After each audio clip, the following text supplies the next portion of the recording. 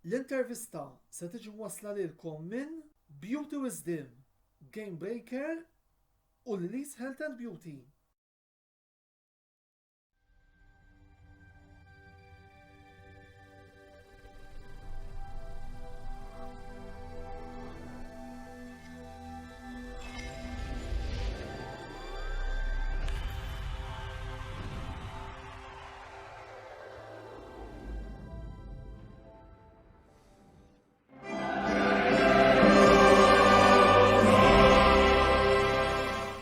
Antonello Bella jisselmilkom u jilqakom għal 51 episodju mis-sensiela l-intervista. Palma jiġri lejliet lobit ta' din il-karatura, l-program tal-lejla ser jitratta d-derbi ta' Milano li ser ikollna nhar is-sibt li ġej bej Inter u Milan li attwalment qegħdin jokkupaw l-ewwel żewġ postijiet fis-Serje A Taljana. Il-lejla miegħi fuq il-panel ser ikolli żewġ partitarji ta' żewġ timijiet rispettivi iżda fuq kollox żewġ teħbib antiki tiegħi illi għandi l-pjaċir illi nilqa' għal dan il-programm. Dawn huma il-PRO tal-Inter Club Malta Ritalin Kassar Farrugia li għandha tingħaqad magħna dalwaqt u il-partitarju ta' Milan Sandro Sammut li ġa minn issa nixtieq nirringrazzja talli oġobhom jattendu għal programm tal-lejla.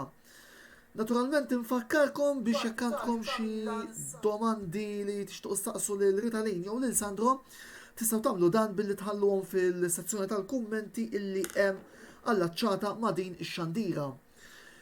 Matul il-programm tal-lejla wkoll ser ikunu qegħdin nagħtu ħarsa lejn diversi avvenimenti li ser ikunu hemm għaddejjin fil-dinja sportiva. Fil-fatt bħalissa ġewwa l-Motor Point Arena f'Cardiff beda il-Premier League Darts għal din is-sena fejn sissa kellna diġà żewġ logħbiet mill-kwarti tal-finali tal-ewwel lejl rajna lil Johnny Clayton jirbaħ 6-2 kontra Joe Cullen filwaqt li James Wade jagħmel sorpriża u jirbaħ kontra n-numru 1 tad-dinja Gerwin Price quddiem il-pubbliku tal-istess Iceman ġewwa Cardiff bl-iskor ta' 6-3. Waslet ukoll biex tibda minnu ftit ieħor it-tielet logħba li ħad tkun dik bejn Peter Wright, champion tad-dinja twali, u Michael Smith logħba li ser tibda minnu ftit ieħor li ser nkunu qegħdin naġġornawkom fuqha. Bħalma wkoll ser nkunu qegħdin naġġornawkom fuq it-tieni semifinali tat-Tazza tan-Nazzjonijiet Afrikani li hemm bħalissa dik bejn il-Kamerun u l-Eġittu. It-tieni taqsima ta' kemm tibda issa l-iskor huwa dak ta' xejn b'xejn. Insomma, naħseb illi għamilna introduzzjoni ftit twila, iżda issa wasalna biex nibdew nitkellmu mal-mistednin tagħna wkoll Ritalin u Sandro li nerġa' nsellmilkom u nirringrazzjakom talli attendejtu għal programm tal-lejla u nistgħu ngħidu hekk wasalna għal derbi ieħor u kif naħseb tafu biżżejjed attwalment il-klassifika qed tara lill-Inter fl-ewwel post bi 53 punt minn 22 logħba. Bir-Rossoneri jsegwu 4 punti wara, iżda b'logħba iktar, hekk kif it-tim ta' Stefano Pioli lab 23 konfront. Kif qed taraw li t-tim li żommu miegħu ġej għal din l-isfida tant mistennija. Nixtieq li tibda Ritalin minħabba li l-Inter ser ikunu home u mbagħad jirrispondi Sandro. Mhux hekk mal-Inter ġifieri Antonello. Nibdew min ikun home mhux. Mela minna ħatijaj, l-ewwel ħaġa insellem is-segwaċi kollha tiegħek Antonello u grazzi tal-istedina. Rigward id-derbi, hija logħba mistennija ta' kull żmien. Min-naħa tal-Inter kif qed tgħid inti u qegħdin fl-ewwel pożizzjoni fil-klassifika tibda sensiela ta' logħbiet konsekuttivi li huma kemm xejn kif taqbad tajt. Logħbiet jaħarqu, jiddeterminaw ħafna kif ħajkompli l-andament tal-Inter, però ma ngħidx li hija l-qofol ta' kollox, għax kif qegħdin ngħidu hija l-Inter għandhom logħba nieqsa u hija parti minn kalendarju li triq għadha twila. Jiġifieri id-derbi dejjem hija derbi u anka min imur jara, speċi, iħoss dik iċ-ċertu tension. Isek jettajt, isek hemm elezzjoni ġo Milan.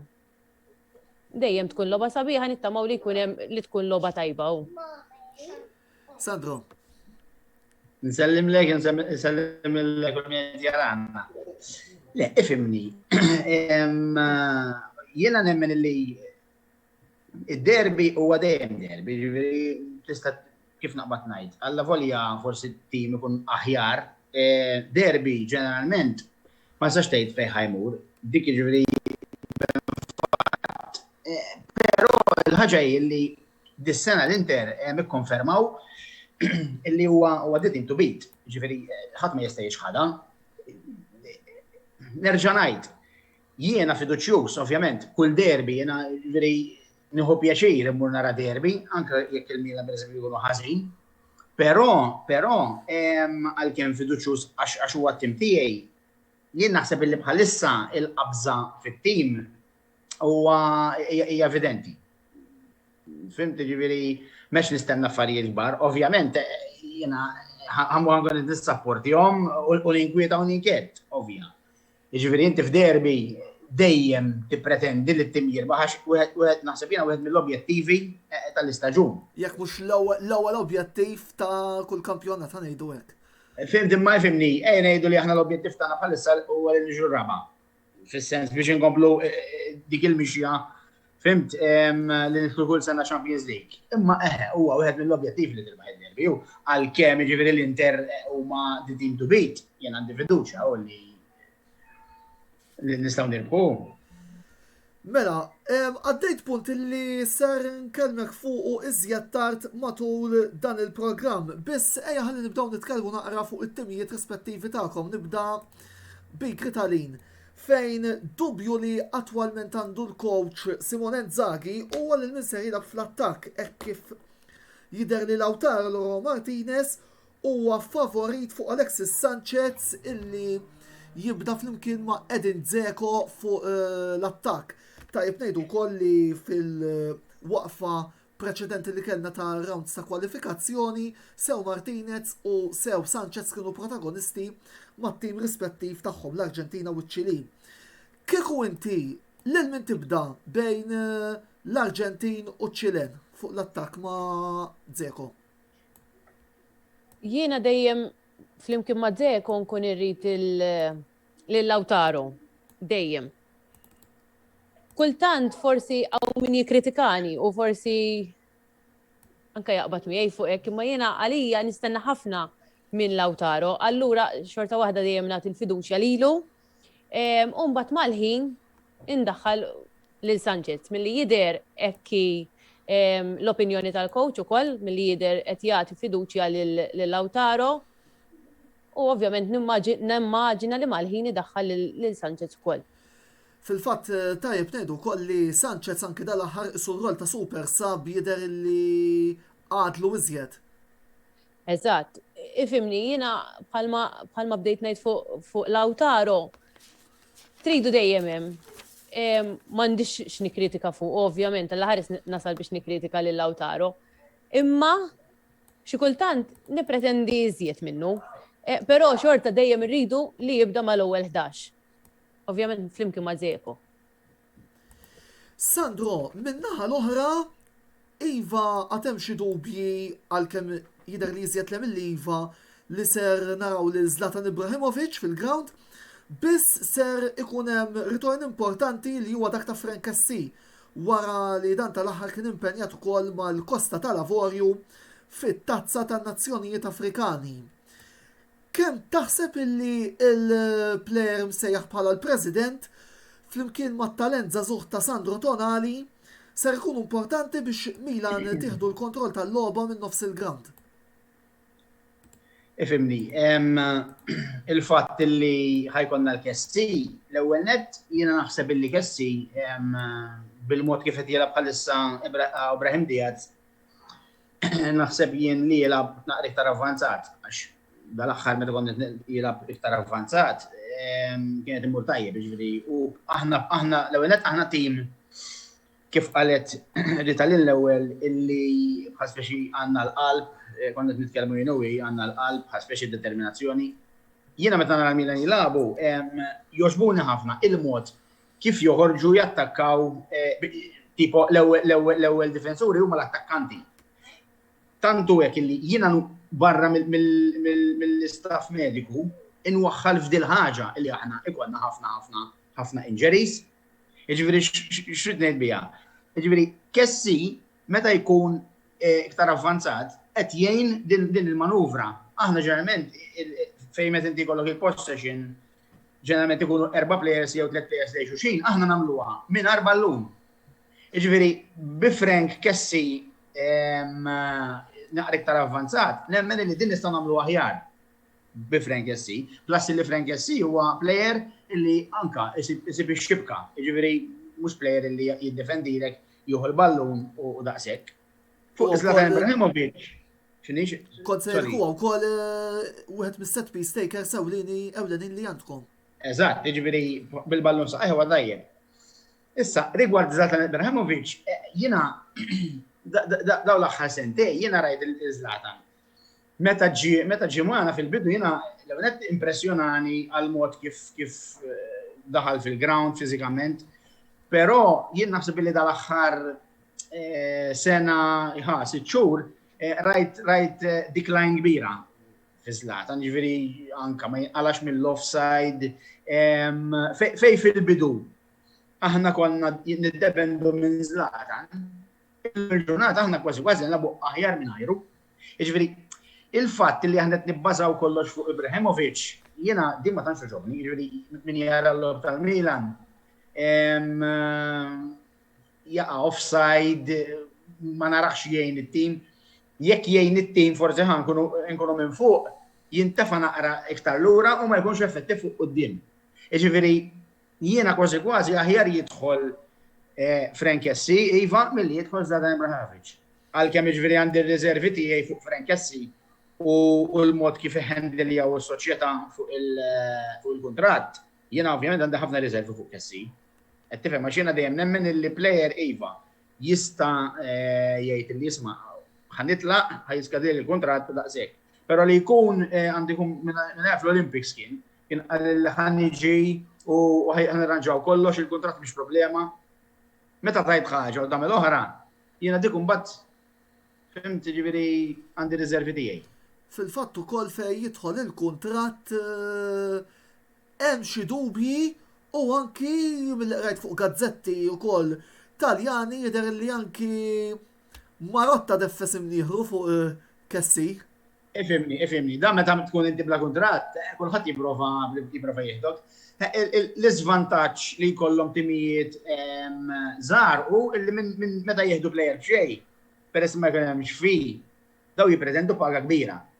Issa jiena di jintbeżżani għax il-Milan għamlu żmien jagħmlu għadi jieħdu plejer b'xejn. U mbagħad, pereżempju jiena fikollhom 31-32 sena jibqgħu ma' wiċċhom aħna għamilna żmien ħafna plejers kellhom pagi għoljin u jibqgħu jiklu ilek. Żejjed ngħidu Montolivo, Zaccardo, Montari, ġifieri, u issa bħalissa għandna Castilleo joffruh ħafna timijiet imma dak jgħidlek ħanoqgħod nikolilhom. Ġifieri dak huwa żvantaġġ, però ovvjament plejer bħal Kessi jekk ikollok l-opportunità, naħseb jiena. U anke jekk naħseb jieħduh l-Inter, naħseb ikollhom naqra biex jgħidulna naqra wkoll.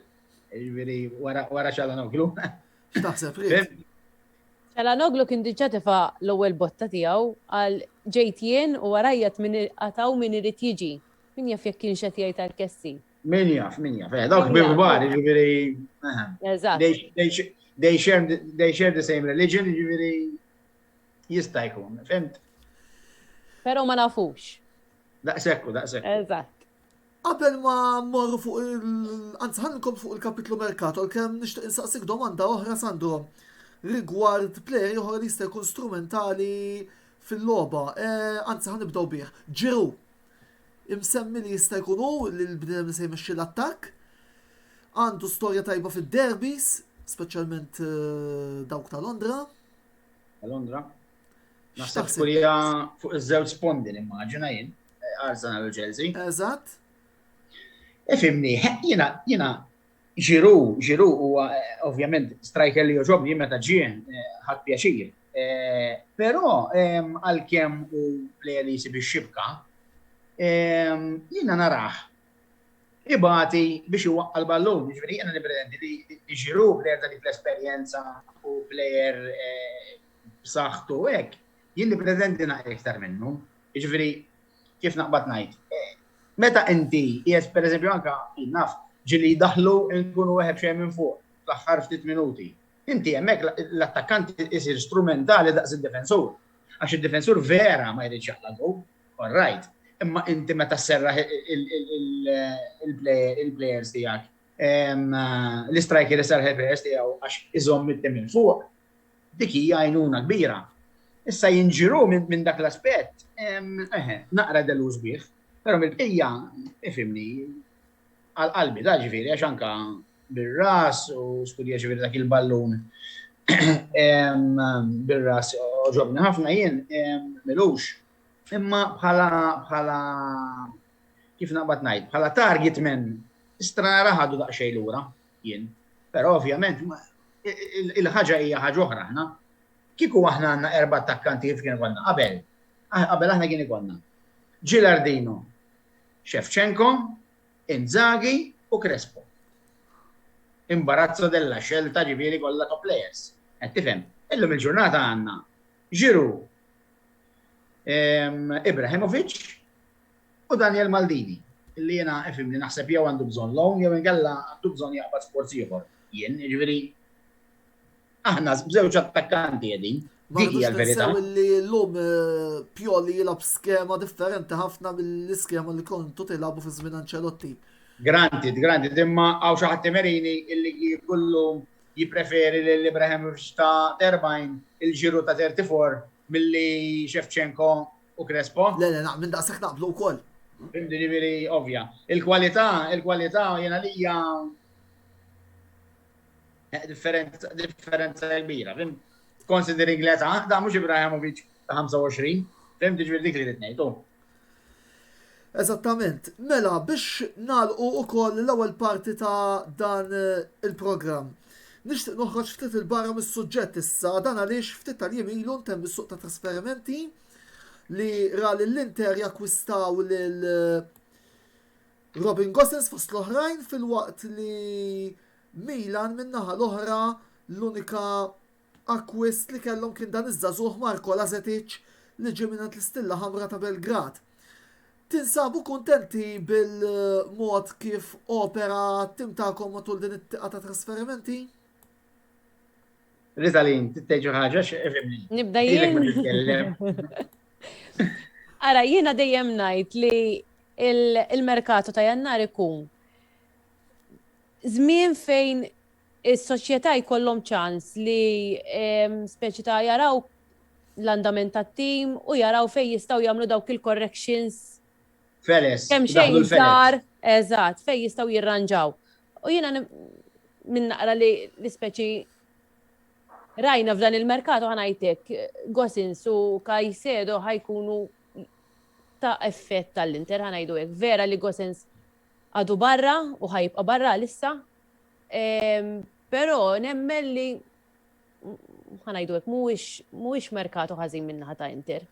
Jiena li laqtitna ħafna f'dan il-merkato ritalini għal fatt li komplet toħroġ il-kapaċità ta' direttur Beppe Marotta illi plejer bħal Gosens iva u għamweġġa imma dan normalment jiswa 55-60 miljun. Marotta rnexxielu jġibu bi 28-30 illi tkompli turi il-kapaċità ta' dan il-bniedem. Ekku, naqbel miegħek. U rita li naħseb il-Marotta issa ma tkomx tajru, naħseb. Jiena ħanajdu hekk, jiena mhux ħanqod ninħaba wara subajja, jiena fil-bidu konċettika dwar l-għażla ta' kemm Marotta u kemm Conte meta ġew magħna. Ma nistax noqgħod ninħeba wara subajja, però dejjem għadt ukoll jalla speċi ta' jalquli ħalqi lili u vera irnexxielhom jalquli ħalqi bla dubju. Da wara kollox imbagħad inti tibqa' żomm mal-klabb tiegħek. Ifhimni, konċettika kif qed ngħid fuq l-għażla li kienet saret, però ifhimni Conte ġabilna liku Marotta jidher il-merkatu kif jagħmlu u issa qed nifhem iżjed il-moħħ ta' Marotta u issa irnexxielhom it-tnejn li huma wieħed minnhom kif ġibidni leħ u d-dikjarajt li ġibidni leħ telaqna m'hemmx tagħmel imma Marotta qed juri l-frott tiegħu. Dybala qed jissemma wkoll issa. Però hemm ħafna wkoll klabb soħra li jriduh. Ġifieri Ifimni Naraw, il-volontà Marotta- tal-plejer ukoll. Marotta u għamdor li juhu l-players ġiviri tajjeb biex sitxur qabel jiskadam il-kontra tiħu l-players. Ġiviri anka għandam kemma l-Juventus, u ħafna players, fostom Pirlo. Hija t-tattika tiegħu. Dik jisu, fimt, kif ngħidu aħna ħalli l-Juventin. Tifhem? Sandro, minna ħatijak. Fimni, jena fil-verità memx titkellem fuq il-merkatu tal-Milanu. Iġveri, jena li jilni insegwi l-Milan minn dukon pratikament bieċa ta' rempuċu. Meta inti kollok mix ta' players bl-esperienza u erba players li jkunu kif naqbad ngħid, sorpriża, kaxxa magħluqa, huwa tajjeb għax fim daw kollhom mix. Imma dal-aħħar il-Milan li qed nagħmlu qed nixtru, daw il-players promising biss. Issa jiena ma nafx. Dal-aħħar kienna ħafna minn daw il-players, allura jiena ma nistax nkun kif naqbad ngħid ottimist fuq da Lazetic. Tifhem. Ħafna jru l-Milan illi da ma skurjax ballon u da jiena nfakkar ukoll illi Vlahovic qabel mar Fiorentina ma kienx skurja ballun. Ġifieri da mar mal-Fiorentina ma kienx skurja ballun qabel, jew skurja wieħed professjonalment. Issa jien nawgura li Lazetic ikun jimxi fuq l-istess passi ta' Vlahovic. Però ovvjament ma nistax ngħid xejn. Qed tifhem, jiġifieri daw daħlu għal ħafna objettivi, fosthom hemm Botman tal-li qegħdin interessati għalih. Daħlu wkoll Renato Sanchez, imma ovvjament illi għalulhom tipo nitkellmu ġunju, ovvjament jekk jiġu dawk iż-żewġ players nitkellmu differenti, ġifieri ġunju, però fuq il-merkatu tal-Milan mhux ħadħaltu ma tal-Inter, ġifieri tuħu il-Caicedo, tuħu l-Gosens, l-lona bxej għal-ġunju. Ukoll, għandhom fiċet jikber, dijom. Fimni, sfortunatament, l-iktar tim illi idejjaqni fl-univers, bħalissa ma nistax, fimt, nikritika f'dan aspett, għax qed jagħmlu merkato tajjeb u iġveri, u ma kienu diġà l-aqwa tim. Komplew jissaħħu. U aħna ma jista' dak il-gap ma tantx qed nara li għalaqnieh. Tifhem, issa jiena sinċerament nixtieq illi mal-Liverpool jgħaddu biex forsi għall-inqas l-Inter ikollhom il-Champions League joħdulhom iktar mill-enerġija. Tifhem? Jiġifieri dik li nista' ngħid jien fuq il-merkato.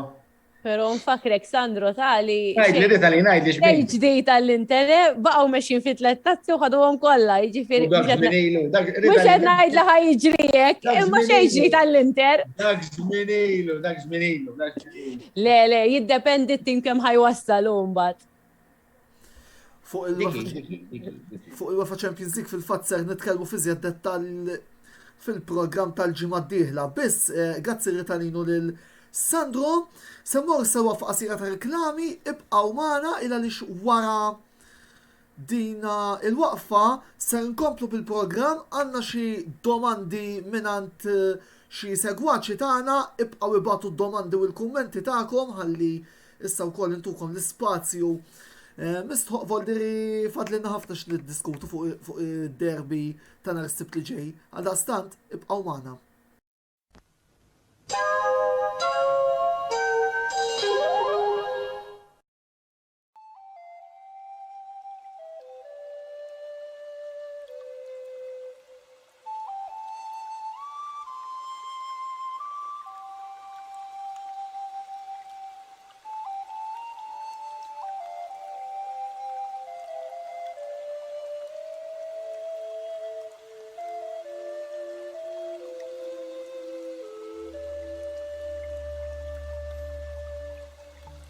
Beauty Wisdom tal-Fgura għall-aħjar prodotti u servizzi ta' sbuħija.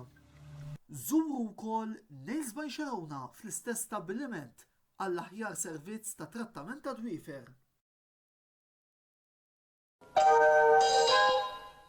Il-logħba popolari Gran Turismo 7 ser tagħlaq 25 sena u bħal dejjem Game Breaker ser jkun qed joffrilkom din il-logħba bl-aqwa prezzijiet li hemm fis-suq. Sew għal PlayStation 4 kif ukoll għal PlayStation 5 fejn tistgħu tixtru wkoll għal din il-pjattaforma il-logħba li tfakkar dan l-anniversarju partikolari għal €99. U jekk l-isport ma joċċalikom, idħlu fid-dinja tal-fantasija permezz tal-logħba Horizon Forbidden West. Din ukoll tistgħu issibuha fuq PlayStation 4 għal €65 u €69 għal PlayStation 5.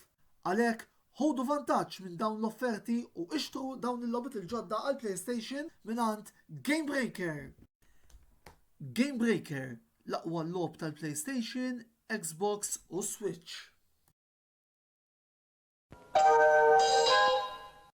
Lily's Health and Beauty, għall-aqwa prodotti ta' nutrizzjoni, make-up u aċċessorji. Żuru l-paġna ta' Lily's Health and Beauty fuq Facebook għal insiet informazzjoni.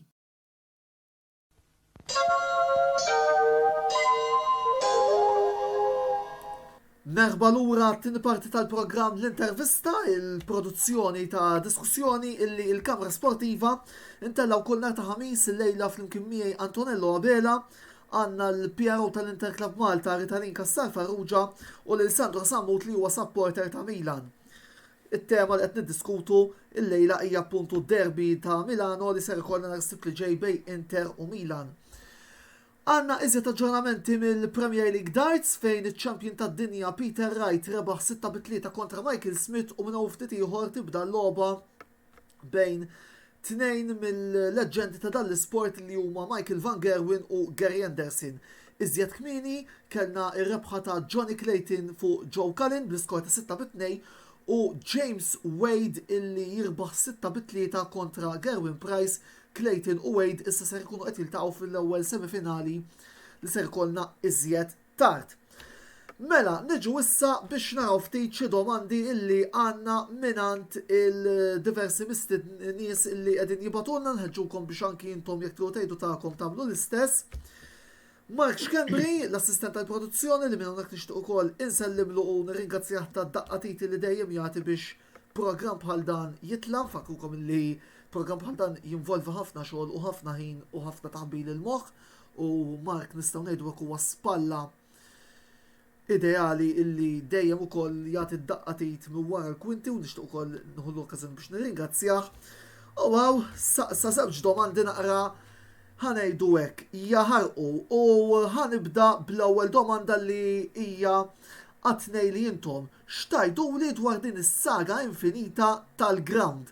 Qed jistaqsi Mark din is-saga fejn nafu l-diskussjoni fuq San Siro, diskussjoni li ilhom għaddejjin snin twal u hija ħasra li l-Kunsill ta' Milan ħajbqa' jsabbat saqajh u ma jridx jagħti l-istadju di proprjetà liż-żewġ klabs għaliex naħseb ħanitkellem jien qabel ma nisma' tagħkom fil-fema tiegħi il-futbol Taljan jekk irid javvanza hemm bżonn illi il-grounds ikunu tal-klabs u il-liħ ikun idħul ukoll imur kollu għal-klabs. Biss ħalli nisma' naqra ta' Ritalin u ta' Sandro fuqha. Sandro ħanibda bik darba.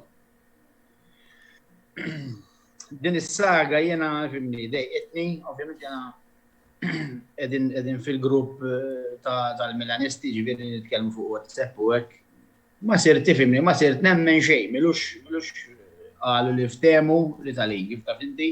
Millux qalu insomma li ftehmu hemmhekk il-konsorzjum katedral, jiena ma nemmen xejn. Fis-sens, illum jgħidulek hekk u għada jgħidu mod ieħor. Aħna ovvjament Milan ma kellniex ix-xorti illi ikollna kunsill bħal ta' Turin, illi daw f'kemm inni ngħidlek irranġaw mal-kunsill. Dik hija problema maġġuri, jiġifieri, illi inti ma jkollokx il-ground tiegħek. Juventus ma ninsewx li għamlu dawk it-tliet snin wara ta' mis-Serje B, they struggled. Isu l-moment fej l-Juventus qabdu it-triq li saru tim li jitla final ta' Champions League, ovvjament mbagħad jitlifa. Dak iż-żmien illi għamlu l-ground. Meta kien hemm jiġri l-ewwel sena ta' Conte, minn hemmhekk qisu il-Juventus ferixxew importantissima. Illi kollok il-ground tiegħek hija xi ħaġa ma ngħidx importantissima hija indispensabbli l-ġurnata. Fimti ġifieri sakemm daw ma jinnaf ma jirranġawx xi ħaġa li ovvjament daw hemm affarijiet burokratiċi li jien ma nafx jkun hemm sewwa ġifieri imma ħajbqa' jsabbat saqajh kif qed inti tajjeb Antonello. Il-Kunsill ta' Milano ġifieri. Ritalin.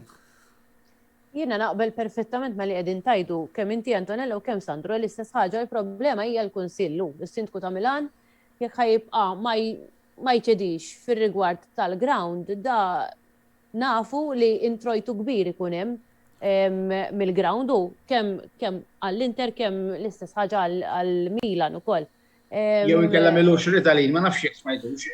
Qed jaqbeż għal dawk in-nies li jridu jżommu l-San Siro. Fine, jiena kemm inti u kemm jien għalina monument. Huwa monument, imma I'm sorry, jiena irid nħares il-quddiem il-klabb tiegħi jiena kulħadd kapaċi jgħid tara inżommu għadi, imma inti fejn għandek l-introjtu. Fejn delivery. U mhux talli hekk, talli biżgur il-Kunsill ta' Milan jaċċerta illi San Siro se jibqa' tiegħi dawn saħansitra bnew stazzjon tal-metro biswit il-ground. Li jiena fil-fema tiegħi naħseb mossa minn dal-istess. Ifimni Antonello, ma narejx daqshekk indikattiva di. Jien iktar pereżempju nara indikattiva li l-Kunsill li il-gbarat qed jafsu biex isiru Olympics.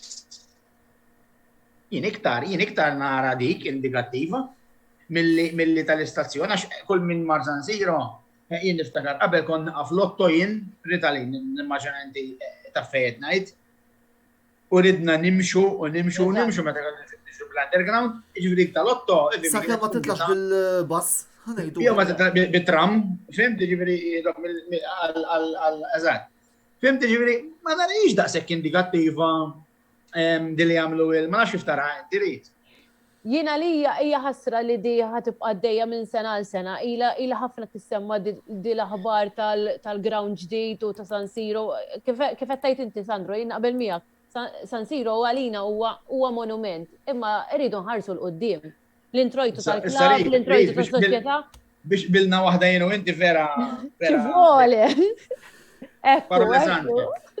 Fimdi, fil-fatt jekk dejjem nista' nsemmiha tal-fatt li intom it-tnej ġejjin mill-istess belt, toqgħodu mill-istess belt, naħseb ma taqblu f'xejn. U għandna l-ommijiet ukoll mill-istess mill-Marsa, jiġifieri fejn għandna ħafna komuni.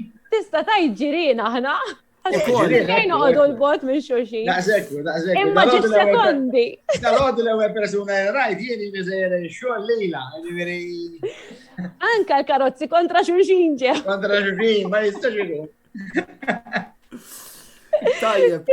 Tajjeb.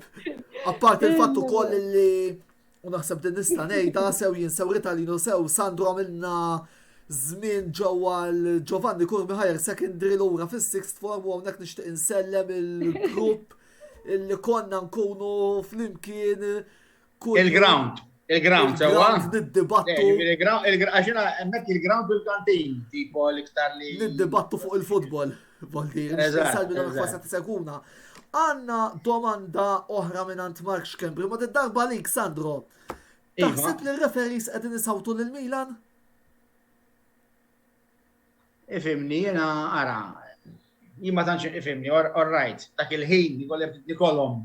Imma mbagħad meta jkollok moħħok kif naqbad ngħid, naqli iktar fris. Jien naħseb illi għalkemm pereżempju ħafna nies għaw dil-mentalità lil Milan jistgħu penaltis. Ħafna mill-penaltis issa kienu jkunu. Aħna tim li jattakka ħafna il-kaxxa. Jiġifieri dal-aħħar sentej kemm ilna minn wara l-Covid il-Milan madhom żakitti li dejqek jilgħab għax għamil żmien jiena konna nara l-Milan u tipo fimt ma kienx kien hemm tama illum il-ġurnata sirna nattakkaw ħafna il-kaxxa. Jiġifieri anka mingħajr ballun immorru mal-ewwel nattakkaw id-difensur li jkun ħiereġ.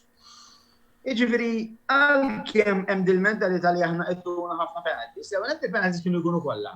U dis-sena qed nara iva. Nixtieq ma naħsibx illi daw l-affarijiet ikunu intenzjonalment u ma nixtieqx naħseb u laqqasu sew illi nirridikolaw il-futbol għal daw il-ħsibijiet. Però naħseb 50-50, 50-50. Ħafna drabi kontra l-Milan, deċiżjoni 50-50 dal-aħħar.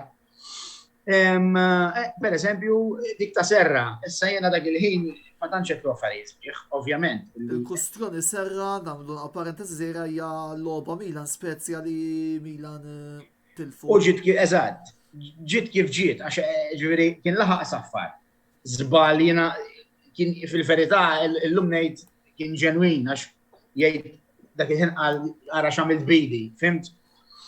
Il-ġentlomerija tal-Milan, tal-players tal-Milan hija kbira, però mbagħad hemmhekk jiena naqbad aspettievol.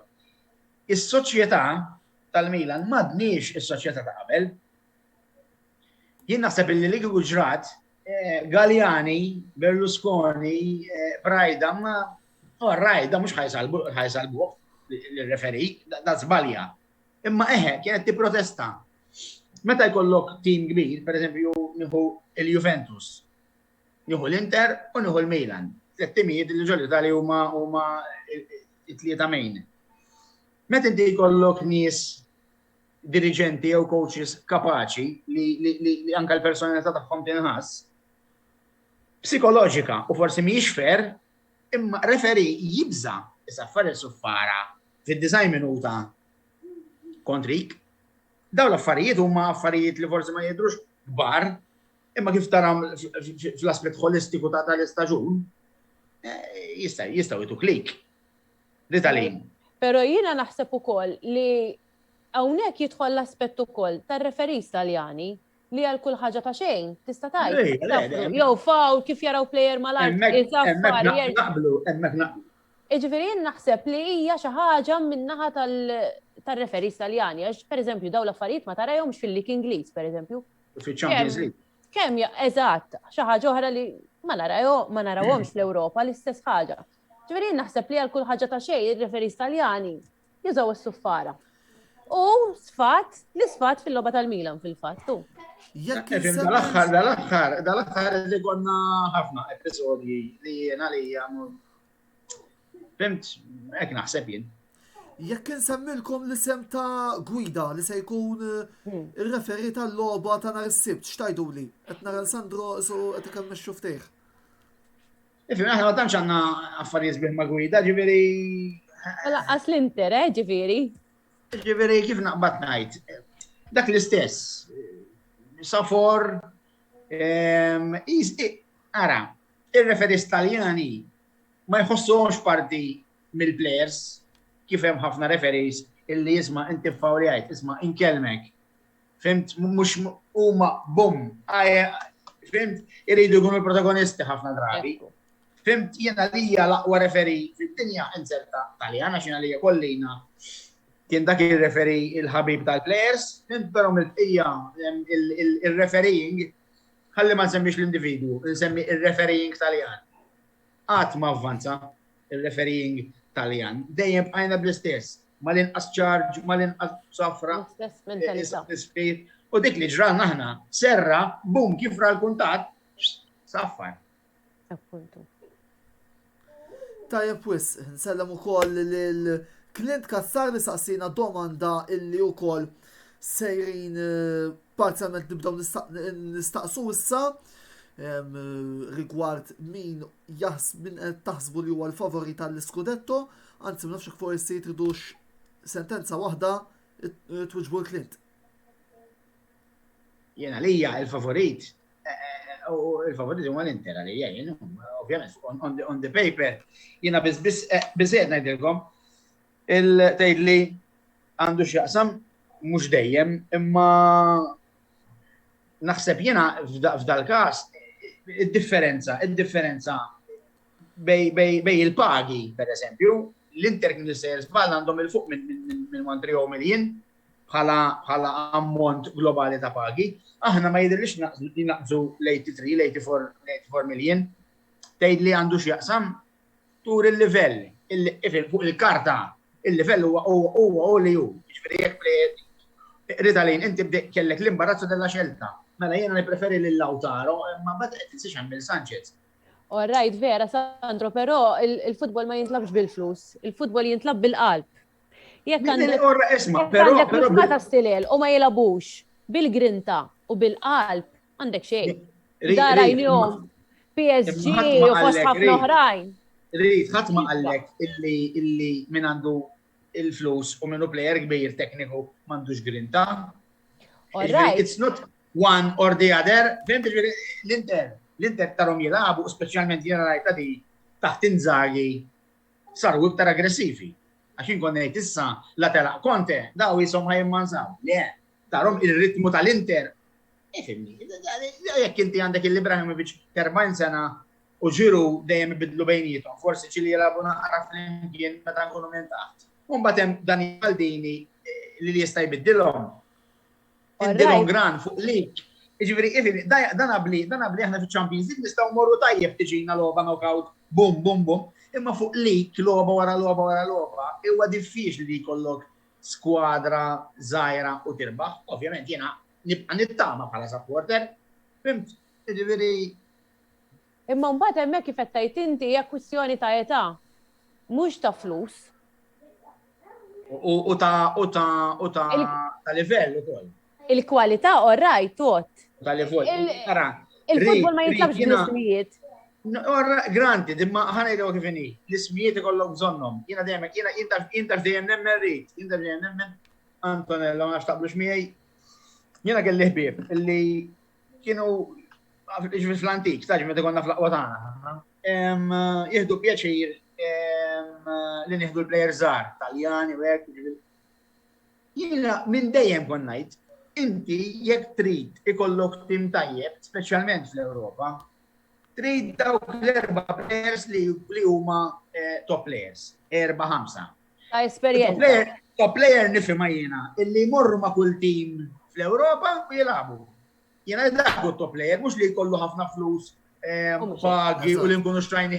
Li inti, per eżempju, aħna, meta aħna tajnikom lil Koko u intom tajtuna Zedorf, hemmhekk jiena lija ħadna it-top player. Meta inti JP naf li Rivaldo b'xejn ħadd top player. Meta inti li jkollok ir-Rivaldo reserv għax hemm Rui Costa, u mbagħad jiġi Kaka u all right. Naqbel miegħek Rid, il-flus mhux kollox, bħal kull ħaġa fil-ħajja ġifieri, imma jgħinuk. Fimta, inti jgħinuk biex tibni skwadra biex ikun tista' ġib il-Gosens. Dik, fimt. U aħna sakemm indumu perjod. Imma fl-aħħar mill-aħħar, id-90 minuta ta' waqt il-logħba jgħoddu. Anka l-istess kwistjoni jkollok coach. Read, 90 minuta times 38, għandek, eh?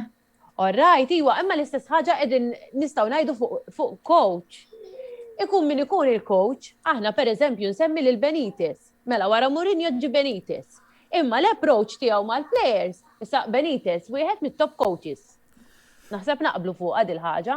Ma ngħidlek naqra l-awwel. L-approach tiegħu, orrajt, jgħan ngħidu fl-Ewropa. Ma nistgħux ngħidu le fuq Benitez, imma l-approach tiegħu mal-players kienet waħda ħażina. Benitez però. Ġo Piano Genti lew tibda taqlalhom il-posters ta' Mourinho meta daw għadhom kif reppu kollox taħt Mourinho. Benitez ġie, ta' bħal kull ħaġa, meta inti tiġi minn flok bniedem kbir, hija diffiċli biex inti tadatta. Benitez ġie wara Mourinho kellu. Però kellu xejn. Okay, imma Mourinho jaqbeż għall-plejers tiegħu. Però Mourinho telaq mhux is-soċjetà ridet neħħi. Però Jiġifieri s-soċjetà ridet issib coach ieħor għal flok Mourinho. Jiena mhux qed nitfog dak il-mertu, ovvja li rid jitlaq, imma ġifieri Benitez ġie biex jilbes iż-żarbun ta' Mourinho. Issa jiena Mourinho bniedem ovvjament bħala Milanist. Jien dejjem nemmen li Mourinho dak il-coach illi tħobbu jekk ikun miegħek U Mhux hekk? mux toqtobu l d-deni, imma idejqek meta jkun kontrik. Fimt? Imma kellu xi ħaġa li jispikka fiha hija l-komunikazzjoni li jaqbes għall-plejers tiegħu. Jiġifieri Benitez irid jilbes fimt? Ippermettu li sekonda. Sekonda, l-Inter, t-tejt oħra. Wara Mourinho, bdiet id-decline. Ġifieri nemmen li seta' ġi minn ġie. Rridu jinżlu naqra l-Inter. Meta tieħu treble tkun qiegħed on the top, fimt? Però t-tim hemm kien għadu. Ġifieri Il-motivazzjoni telqet. ma naħsibx hekk bħal Aleksandro jien amma. L-ewwel net Dak iż-żmien li l-Balotelli biss kienu għadhom kif neħħu. Kif neħħew. U t-tieni Isma' ma kemm damu mbagħad il-kor sena, sentej, għax ma qabdu jidilqu. Rajt imma mbagħad bdew jikbru fl-età wkollu. Da bħal medina Ibrahimovic u fuq ġiru. Imma naħseb li l-Inter ma baqgħux motivati. Klass li kellhom coach li jimmotivhom. Allora meta inti neħħejtu, jinaħseb ħajġri hekk taħt Conte, dik il-verità, hekk sib ħajġrin u neħħew il-Hakimi, neħħew il-Lukaku, jiena sinċerament qed dis-sena jekk narmaw naqra nistgħu nkunu l-favoriti. Id-differenza però il-logħ qed juri mod ieħor. Id-differenza però kienet illi anke l-approach jiena il-Benitez dejjem inħobb niftakar fl-eżempju ta' meta Leeds United fis-snin 70 l-ewwel kellhom il-Don Revie li kien maħbub minn kulħadd. Don Revie mur mal-Ingilterra u minn tant coaches id-diriġenza tal-Leeds tażel l-ikbar għadu ta' Revie, Brian Clough, illi għamel l-istess ħaġa eżatt bħal ma għamel Benitez li bejn u bejn Mourinho ma kienx hemm dem tajjeb. U bil-riżultat illi nafu u koll xġara. Biss, nixtaq li issa nerġu morru l-ura għal-loba ta' nar is-sibt li ġej, sa dan it-tant ukoll wasalna fil-battuti finali ta' semifinali bejn il-Kamerun u l-Eġittu mit-tazza tal-Nazzjonijiet Afrikani tal-Futbol. Il-loba ta' xej probabli issa li jisem morru għal-ħin barrani biex nkunu nafu min ser jilab kontra Senegal fil-finali ta' nar il-ħadd li ġej.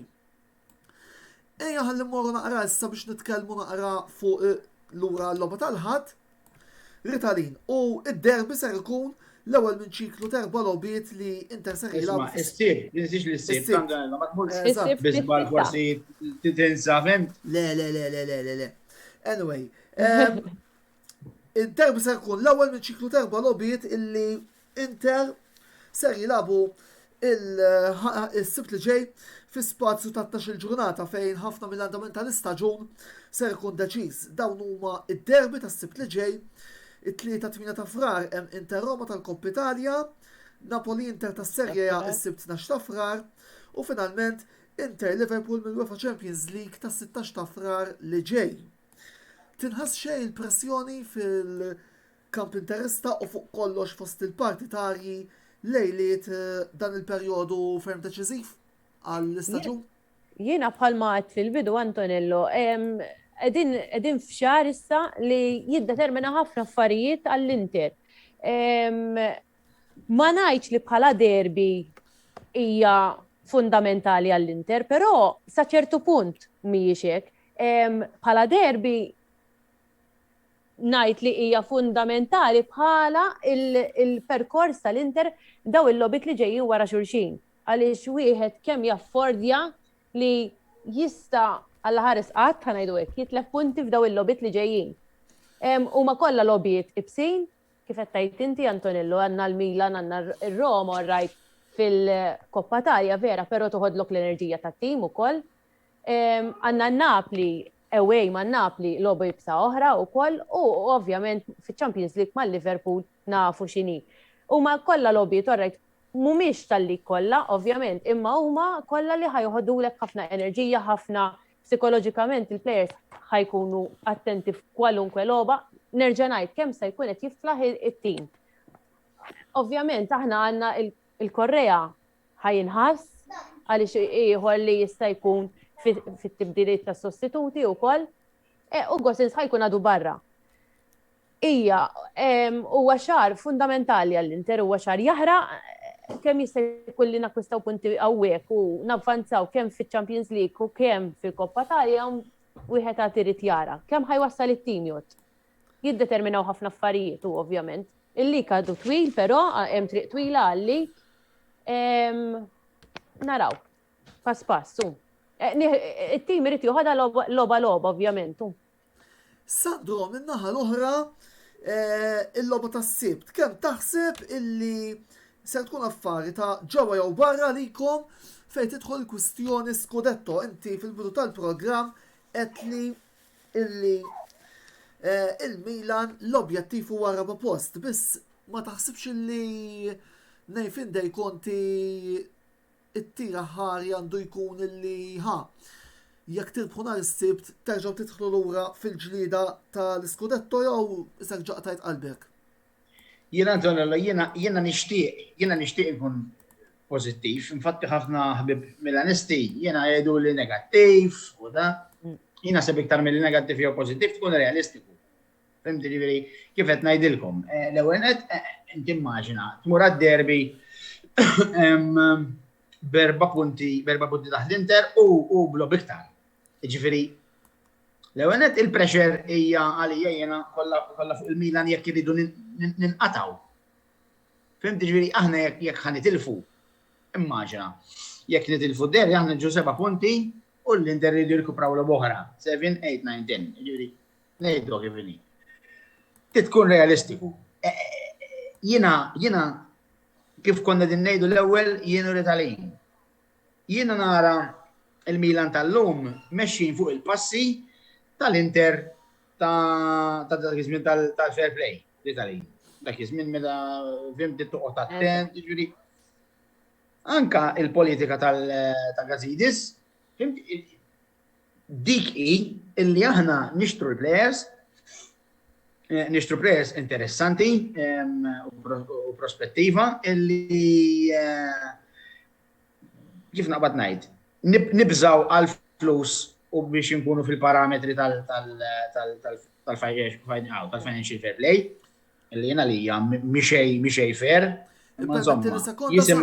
Għanna ġurnament ukoll mill-Premier League Darts, Gary Anderson jirbaħ il-konfront kontra Michael Van Gerwen 6-4 għal daqstant ser ikollna fuq naħa semifinali bejn Johnny Clayton u James Wade li ħatibdaw nuftit ieħor u fin-naqa l-oħra affari Skoċċiża e kif Peter Wright jilab kontra Gary Anderson. Tista' tkompli bl-argument tiegħek. Kameruna ġibtu xej b'xej. Ġifieri dik li qed ngħidu, dak prattikament hu. Antonello, m'għandix fis-sens li għalijiet. Jiena di ifhimni, jekk forsi tippermettili Antonello, nseb xi ħaġa fuq is-soċjetà. Jiena m'iniex ħanallega xejn fuq ħadd, speċjalment li m'iniex kif naqbad ngħid, supporter ġo Malta, fimt? Però il-biċċa tax-xogħol ta' kif inbih il-klabb tal-Milan, jiena inxomma tinten ħafna. Jiġifieri meta neħħa Berlusconi lill-Milan, meta inti ħadbih il-wieħed Yong Hong Lee, jiġifieri da kull ma smajt bih jien dak iż-żmien ta' trattattiva. Jiġifieri nixtieq nemmen illi kien sar kollox in buona fede, imma jiddispjaċini ngħid li ma nemmenx. Għax da ġifieri Yong Hong Lee wara li daħal għall-Pista Club u ma wasalx, fimti daħal su miljuni kbar sewwa biex jakkwista l-Milan. Naħseb jien jekk bnedem ħajakkwista l-Milan għandu garanzija li għandu biex imatnihom. Daf daqqa waħda il-klabb spiċċa għand Elliot. Elliot kif nafu huwa hija soċjetà li takkwista hemm fimt ħafna biljuni, però fil-klabb ma naħsibx li hija interessata kif kien Berlusconi li jara t-tim tiegħu kif kienu Moratti rid. Illi jaraw it-tim tagħhom fimtu kif kienu l-Anjelli. Huma it's a business. Jiġifieri jiena nemmen illi l-pjan inħadem minn Berlusconi biex iġib ċerti flus, fimt, lura lejh. il-moment li Elliot ħadhom, il-pjan ta' Elliot jagħmel tim żgħir bi prospettivi li forsi jista' forsi iġib naqra flus b'investiment ibieħhom għada bidada. Il-klabb ikollu il-ground tiegħu u jkun jista' jbieħ il-Milan iktar mill-ixtrom. Jiġifieri jiena dejjem ngħidilhom sħabi tal-Milan, aħna sakemm aħna ħajbqa' Elliot, jiena ngħidilhom li aħna noqogħdu għal kubtejna, fimt nilqgħu ix-xita fuqna u nitolbu l-Alla biex jasal dak il-moment li nagħmlu l-ground u forsi joħodna xi xejjik għax ifhimni dik hija l-way forward nara tal-futbol jekk tittirbu. Rid. Jiena fil-fatt Dik il-verità, dik il-verità. Il-prospettiva ta' kull owner li jieħu klabb mill-ġdid meta jixtri klabb, naħseb li dik l-ewwel ħaġa li tkun f'moħħ ix-xerrej ħanajdu hekk il-ġdid li jkollu l-ground tiegħu. Ovvjament kif lejna ngħidu l-ewwel, hemm l-introjtu minnu. Jekk di ħatibqa' ma tiġrix fl-Italja, fil-klabb Taljan, ħajibqa' il-futbol Taljan. Mbagħad għandek oħra rid. Inti ovvjament anka Abramovich jixtieq fis-sens he aims high fejn jidħol finanzi, però għandu passjoni għal Chelsea. Ekku. Differenti.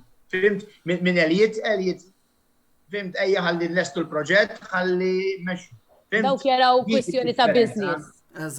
Business biss. Mhux hekk, mhux bħalma kien pereżempju Moratti, hija kwestjoni ta' familja. Firet il-klabb. U kważi Moratti u Berlusconi u daw in-nies qasem qabbilhom mal-businessmen tal-lum. Mhux meta tqis daw x'ħarġu għall-klabs tagħhom, hija passjoni. Purament passjoni. Letteralment iħobbu l-arma tal-klabb. Presidenti bħal dawn, bħal Dino Viola tar-Roma, il-Ferlajni tan-Napli, ma naħsibx li se naraw. Sa ċertu punt fadal il-familja Agnelli ma Juventus iktar narhom jimxu bħala business illum il-ġurnata. Il-Juventus minn dejjem hekk kienu, ta' ġifieri, il-Juventus anke per eżempju jiena niftakarni meta jitlaq Shevchenko nibki. Għax tilaq Shevchenko. Il-Juventus m'hemmx ġifieri dak ejja ġid dan, bum, neħħi. Il-Juventus dejjem hekk kienu, ġifieri fimt business, però ovvjament fl-Italja bejn xi naqra penalti l-emmulaw, bejn xi naqra ġifieri pressure l-emmulaw. Fimt għamlu suċċess kbir fl-Italja, mhux ħanneħħi issa parti ċajni. Mhux ħanneħħi l-mertu tad-diriġenza, sewwa għax minn wara Moġġi kellhom il-Marrotta li kien jaħdem tajjeb ħafna, fimt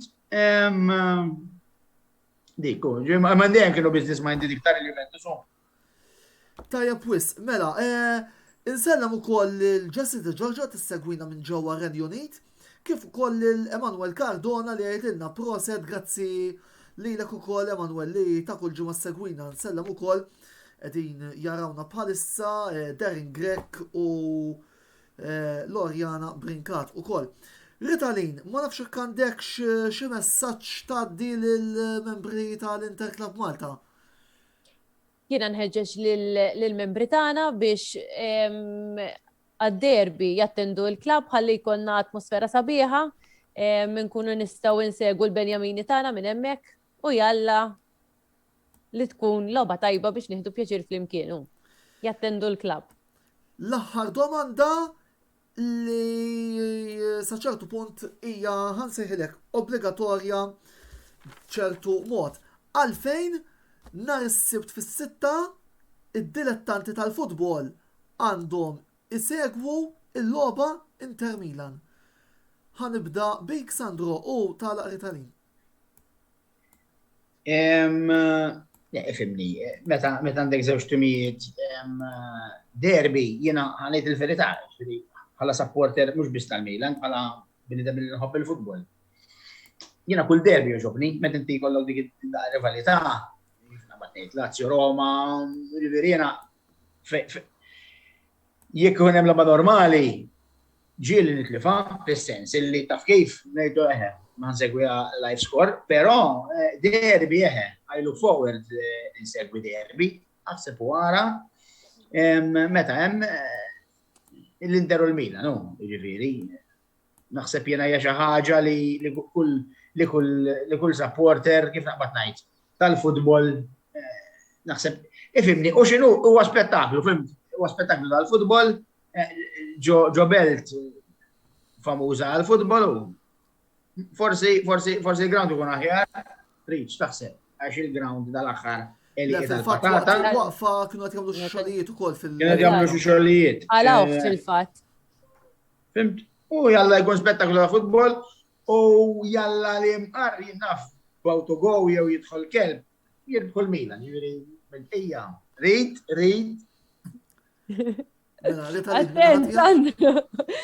Jina minna ħatijaj, jina niftakar li meta tlajt l-ewwel darba nara l-Inter kienet id-derbi u dik il-ħaġa li meta morna fis-sede tal-Inter u tħoss dik l-arja hekk dik it-tension hekk qawwija isa keda waqt elezzjoni, literalment skiet perfett.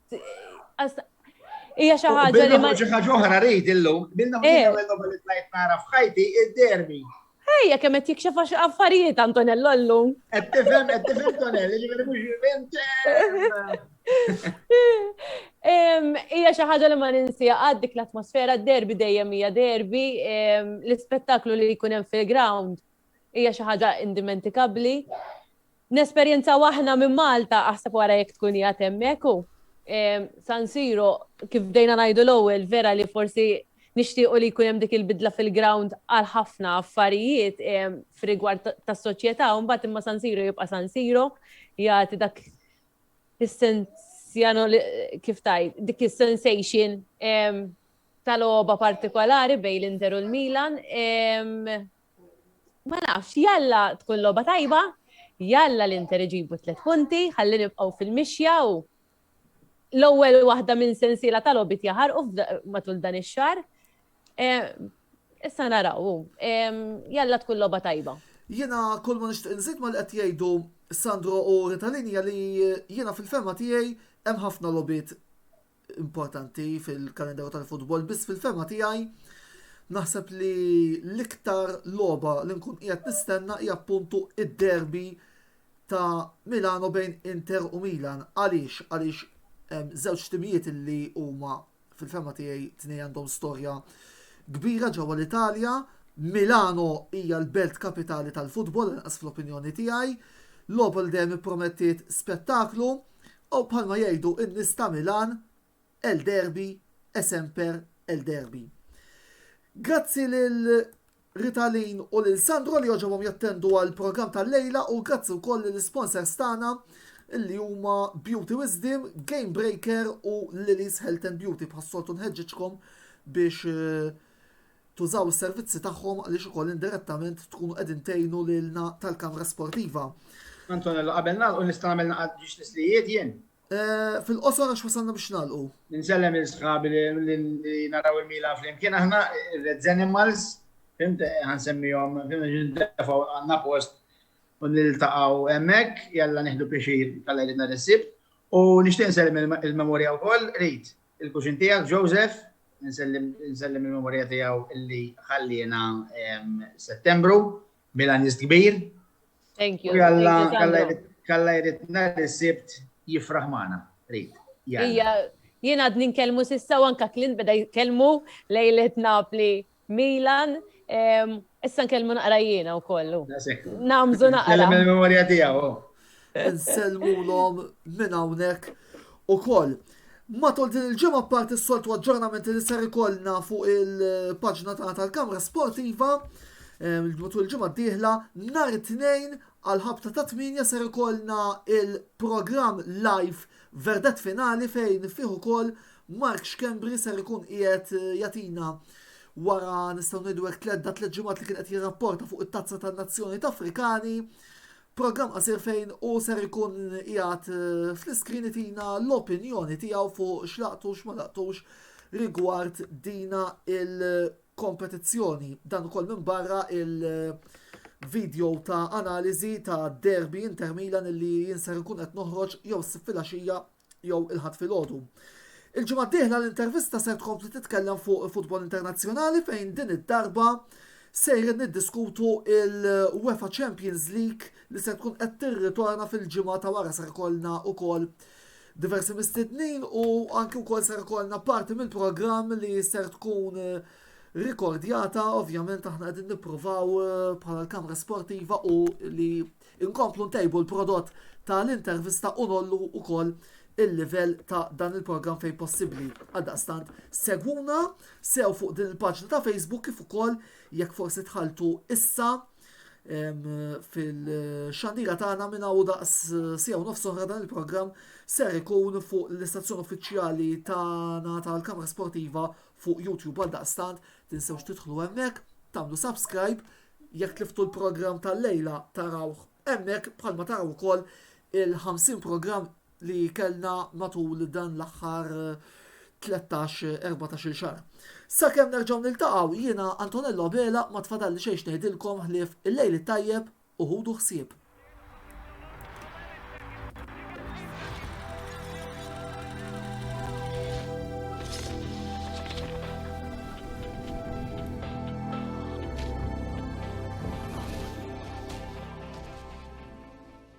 L-intervista ġiet wasla lilkom minn Beauty Wisdom, Game Breaker u Lily's Health and Beauty.